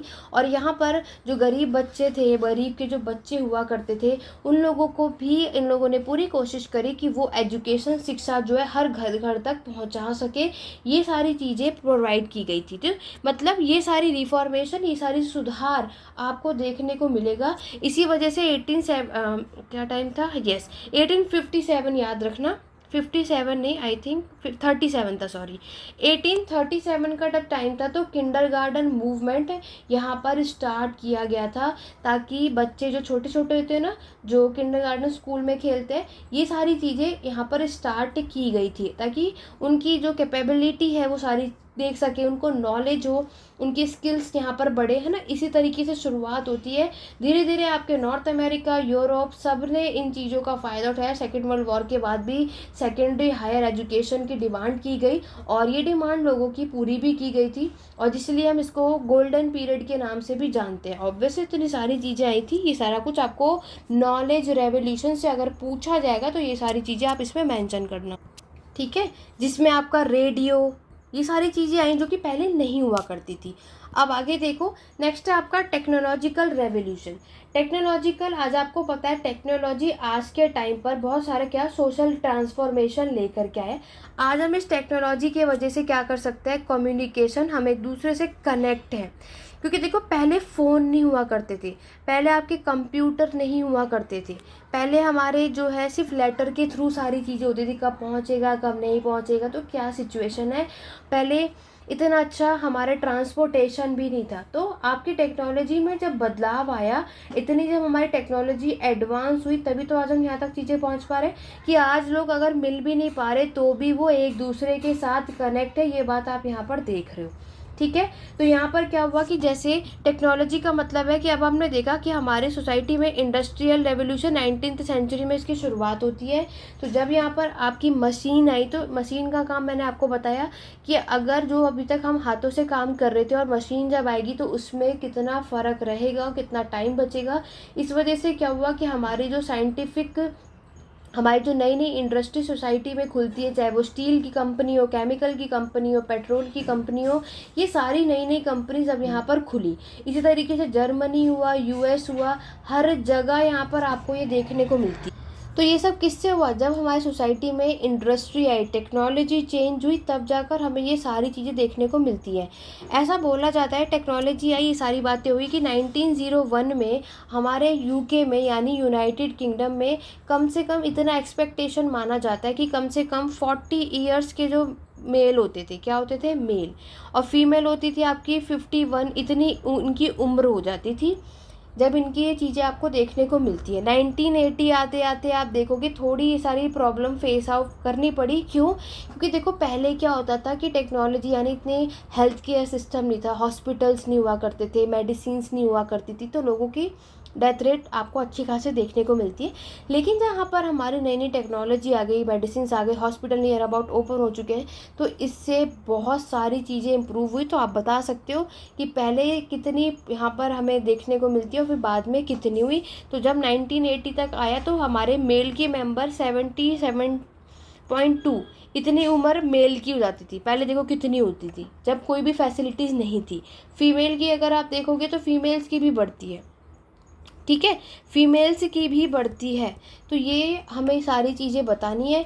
तो बहुत तेज़ी से प्रोग्रेस होता है मेडिसिन में, साइंटिस्ट लोगों ने भी बहुत सारी चीज़ें फैसिलिटीज़ यहाँ पर लेकर आए, जिसकी वजह से आपकी जो टेलीग्राफ आया, ट्रांसपोर्ट आया, इलेक्ट्रिसिटी आई, ये सब कुछ आज आप बता सकती हूँ। इंसानों का डीएनए की जो चेक करने की मशीन आई। तो आप देख रहे हो इतने सारे कुछ इनोवेशन के वजह से आज हमारी सोसाइटी में कितना बदलाव आया। ये था हमारा टेक्नोलॉजिकल रेवोल्यूशन का टॉपिक, जो कि दोनों ही सिलेबस के लिए इम्पॉर्टेंट है। देखो मेरी पूरी कोशिश है कि मैं सिंपल और इजी भाषा में आपको कोई भी टॉपिक समझा पाऊँ, क्योंकि हमारे पास जो MHI 102 या 02 जिसे हम मॉडर्न वर्ल्ड के नाम से जानते हैं, ये इस वाले सब्जेक्ट में बहुत लोगों को थोड़ा टफ लगता है। तो लेकिन यहाँ पर मेरी कोशिश है कि मैं शॉर्ट में ही सही लेकिन आपको सारी चीज़ें करवा सकूँ, ठीक है। अब आगे देखो, अब नेक्स्ट मैं बात करती हूँ डेमोग्राफी, इकोलॉजी और कंज्यूमर। ये तीनों में सेम है, बाकी तो चैप्टर नहीं है, तो ये तीनों भी आपको पता होना चाहिए। डेमोग्राफी का मतलब है आपको पॉपुलेशन, जनसंख्या के बारे में बताना है। इकोलॉजी, कंज्यूमर भी पढ़कर जाना है, जो मैंने आपको देखो कंज्यूमर में अगर मैं बात करती हूँ, एक जल्दी जल्दी से देखते हैं। कंज्यूमर हमारा एक सोशल इकोनॉमिक ऑर्डर होता है जो कि आपके सिस्टमेटिक क्रिएशन पर बेस्ड होता है। यहाँ पर डिज़ायर होती है कि हम गुड्स एंड सर्विसेज को परचेज करते हैं, अपने जो भी हमारा अमाउंट होता है। कंज्यूमर आपको पता है ना, कंज्यूमर प्रोड्यूसर, कंज्यूमर जो, और प्रोड्यूसर जो चीज़ें प्रोड्यूस करते हैं, कंज्यूमर जो खरीदने जाता है। तो कंज्यूमर यहाँ पर क्या करता है कि जो सारी चीज़ें चेकआउट, क्योंकि अगर हमने कोई भी गुड्स को खरीदने जाते हो तो आप उसकी ऑनेस्टली पैकेजिंग चेक करते हो, है ना, या तो हमने उसका एडवर्टाइजिंग। तो आज हम देखते हैं ना, कोई भी ब्रांड जो जितना ज़्यादा पॉपुलर होगा उसी को आप देखते हो। फिर आप जब कोई भी गुड्स खरीदते हो तो आप उसकी गारंटी देखते हो, फिर आप देखते हो कि वो कितना सेफ़ है। ये सारी चीज़ें हम लोग चेकआउट करते हैं, और फिर आप उस प्रोडक्ट हो, सर्विस हो, हम उसमें उसकी मैन्युफैक्चरिंग, सेलर, एडवर्टाइजमेंट, बायर का काम, हम यहाँ पर ये सारी बातें देखते हैं। कंज्यूमरिस्ट का यहाँ पर बोला जाता है फर्स्ट टाइम इसका यूज़ 1915 में किया गया था। इस वर्ड का यूज़ 1915 में किया गया था, और 1960 में भी इसको यूज़ किया गया था। इस वर्ड को धीरे धीरे आपका कंज्यूमरिज्म आपके यूरोप में फैला। कहाँ पर फैला? यूरोप में। तो यूरोप में तो 1970 में फैला था। तो यूरोप में धीरे धीरे हर एक जगह पर आप देखोगे कि आपकी कंज्यूमर के लोगों ने हर एक चीज़ चेक करते हैं, लाइक यहाँ पे personal safety, security, advertising, responsibility, और उनका जो रिटेलर के साथ रिलेशन होता है, ठीक है, इंडस्ट्री, कंज्यूमर के साथ जो कॉन्फ्लिक्ट हो जाते हैं। तो ये सारी बातें कंज्यूमर में बताना है। कंज्यूमर में आपको पता है कि प्रोडक्शन और कंजम्पशन दोनों ही आप देखते हो। यूरोप में, Asia, Africa, India, China. India में आपको पता है स्पाइसेस हुए, कॉटन के गुड्स हुए। चाइना भी आप देखोगे 18th 16th से 19th सेंचुरी में बहुत ज़्यादा मैन्युफैक्चरिंग आपको देखने को मिलती है, लग्जीरियस गुड्स जहाँ पर लोग खरीदते हैं, लेकिन वो वही खरीदते हैं जो एरिस्टोक्रेट्स नॉबल्स होते हैं, जो रिच पीपल होते हैं। तो यहाँ पर ब्रिटेन, फ्रांस, जर्मनी, रशिया सभी ने क्या करा, इन सब चीज़ों की डिमांड करी थी। कंज्यूमर में ये सारी बातें आपको बतानी है। क्लियर हो गया? तो ये सब कुछ लिखना है, ठीक है, हर एक बात किसका क्या काम है। और यहाँ पर पहले स्टार्टिंग में स्मॉल मैन्युफैक्चरिंग का काम आपको देखने को मिलता है, बाद में ये धीरे धीरे आगे बढ़ती है, ठीक है। ये था हमारा कंज्यूमर। अब हम नेक्स्ट देखेंगे आपका इकोलॉजी। इकोलॉजी का भी बहुत इंपॉर्टेंट है, पुराने सिलेबस में मैक्सिमम रिपीट होता है, बट नए वालों को भी समझ में आना चाहिए। देखो यहाँ पर अगर हम बात करें, क्योंकि देखो कोई भी टॉपिक छोड़ना नहीं है, नॉलेज सबकी होगी तभी आप उस क्वेश्चन को कर पाओगे। देखो इकोलॉजी इन्वायरमेंट जैसे क्या होता है कि कभी भी कोई भी वॉर होता है, चाहे वो आपका 7 ईयर वॉर हो, 30 ईयर वॉर हो, पेलोपेनेशियन वॉर हो, कभी भी कोई भी वॉर होगा तो इस पर असर पड़ता ही है ना। तो यहाँ पर क्या होता है, जब जर्मनी ने आपकी 7 साल तक वॉर चला था ना, तो हमारे वुड लकड़ियों की शॉर्टेज हो गई थी, समझ रहे हो। इकोलॉजी यानी आपका इन्वायरमेंट, हमारा पर्यावरण, उस पर क्या असर पड़ता है, तो बहुत पड़ता है, ये बात आपको भी पता है। रामचंद्र गुहा ने आपकी एक बुक लिखी थी उस टाइम पर, उनकी बुक का नाम था environmentalism a global history. United Kingdom में भी हमें देखने को मिलता है, एक बहुत बड़ा पब्लिक एसोसिएशन को इमर्ज किया गया था 19th सेंचुरी में। और साथ ही साथ आपका एक Scottish right of way society, इसको फॉर्म किया गया 1843 में। क्योंकि यहाँ पर क्या है कि अब इंडस्ट्री भी खुल चुकी है। महात्मा गांधी ने भी आपकी हिंद स्वराज लिखा था 1909 में, उन्होंने इसको पब्लिश किया था हिंद स्वराज, ठीक है। तो यहाँ पर भी इन्होंने इस रास्ते पर डेवलपमेंट के पाथ पर चलने की बात करी। यहाँ पर इन्होंने बताया कि आज सोसाइटी में इंडस्ट्री तो खुल गई है, बहुत अच्छी बात है, बट इंडस्ट्री जो है वो हमारे नेचर को डिस्ट्रॉय करने में लगी, ये भी तो एक कारण है, ये भी तो हमारे नेचर को बर्बाद कर रही है, तो इस पर भी तो असर पड़ रहा है। तो ये सब कुछ आपको इसमें बताना है कि किस तरीके से इंडस्ट्री के खुलने के वजह से इसका असर हमारे इन्वायरमेंट पर पड़ता है, ये बातें आपको बतानी है, ठीक है। चाहे हमारा वाटर हो, सॉइल हो, एयर हो, फॉरेस्ट हो, चाहे हमारा फिशरी रिसोर्स हो, हर एक जगह पॉल्यूशन मिल रहा है। Water, air, atmosphere, noise pollution, global warming, green house effect, ये सारी बातें आपको पता है। तो ये सब आप इकोलॉजी में मेंशन करोगे जब आपके एग्जाम में ये क्वेश्चन पूछा जाएगा। तो अब हम बात करते हैं हमारे डेमोग्राफी, जनसंख्या, पॉपुलेशन की। तो कार्ल मार्क्स ने भी हमारे पॉपुलेशन के बारे में बताया। मेडिएवल मॉडर्न का टाइम है, आपको पता है उस टाइम पर प्लेग बीमारी भी फैली थी, है ना, एपिडेमिक बहुत सारे फैले थे। तो इस वजह से यहाँ पर बहुत प्रॉब्लम फेस हुई, और जब कुछ भी चीज़ें हो जाती हैं तो यहाँ पर लोगों के काम पर यहाँ पर प्रॉब्लम देखने को मिलती ही मिलती है, ठीक है। तो यहाँ पर अगर हम बात करते हैं कि ठीक है, डेमोग्राफी में आप अपनी पॉवर्टी की, लोग जब गरीबी आ जाती है, ड्रॉट, सूखा पड़ जाता है, तो कैसे सब एक जगह से दूसरी जगह चले जाते हैं, जिसे आप इमाइग्रेंट कहते हो, है ना। क्योंकि यहाँ पर फिर लोग दूसरी जगह काम ढूंढने जाते हैं। ये सारी बातें आप बता सकते हो कि उससे हमारी सोसाइटी के पॉपुलेशन पे क्या इफेक्ट पड़ रहा है, और पॉपुलेशन कम हो रहा है तो उसका कारण क्या है कि खाने को नहीं मिल रहा होगा।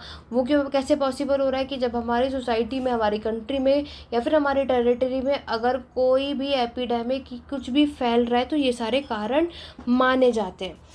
टोटल वॉर की अगर मैं बात करूं तो ये नए सिलेबस में नहीं है, पुराने सिलेबस में है। बाकी जो चीज़ें हैं वो सारी चीज़ें आप देख लेना। अदरवाइज मैंने इतनी चीज़ें आपको बता दी हैं कि ईजिली से 70 to 80% आप लोग अपने एग्ज़ाम में ला सकते हो। MHI 102 और MHI 02 दोनों के लिए इम्पॉर्टेंट टॉपिक्स मैंने बता दिया है, लेकिन पुराने सिलेबस के लिए तो लिंक जो है प्लेलिस्ट वो सब कुछ कवर कर लोगे, सफिशिएंट है। जितने भी नए सिलेबस के स्टूडेंट हैं, दोबारा से कह रही हूँ, इस मैराथन क्लास को बेशक 2 बार इस वीडियो को सुन के ज़रूर जाना, जो पेड क्लासेस में नहीं है। पेड क्लासेस वाले जो यहाँ पर इस मैराथन को देख रहे हैं, जो भी चीज़ें मैंने डिटेल में क्लासेस में कराई हैं, उन्हें बहुत अच्छे तरीके से बार बार वीडियो सुन लो। ज़रूरी नहीं है कि हर एक टॉपिक को याद करके जाना है, हर एक टॉपिक के बारे में नॉलेज होना चाहिए। क्वेश्चन कहीं से कुछ भी पूछा जाता है, ठीक है, अगर अच्छा स्कोर करना है, अदरवाइज़ प्रॉब्लम हो सकती है। तो इसीलिए मैं आपको कहूँगी इस टॉपिक को, इस सब्जेक्ट को एक दिन का आज और कल का टाइम है आप सभी के पास, टाइम वेस्ट ना करके वो टॉपिक को अच्छे से करो जो बिल्कुल आता ही आता है, उसको अब बिल्कुल करो। बाकी जो सारे टॉपिक्स मैंने आपको बताए तो इस मैराथन क्लासेस के थ्रू, जो पेड क्लासेस में नहीं है और जो है वो पेड क्लासेस में उसको वीडियो को 2 से 3 बार भी सुन लोगे तो सफिशिएंट होगा, क्योंकि लिख तो आप सभी लेंगे।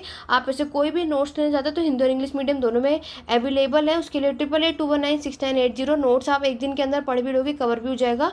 ठीक है, बाकी आशा करती हूँ कि आज की मैराथन क्लास भी आपके लिए हेल्पफुल रहे और आपका एग्ज़ाम ज़रूर, जब भी आप एग्ज़ाम देकर आएँ तो उसी वीडियो के नीचे कमेंट करके ज़रूर बताना ये मैराथन क्लास आप सभी की कैसी रही।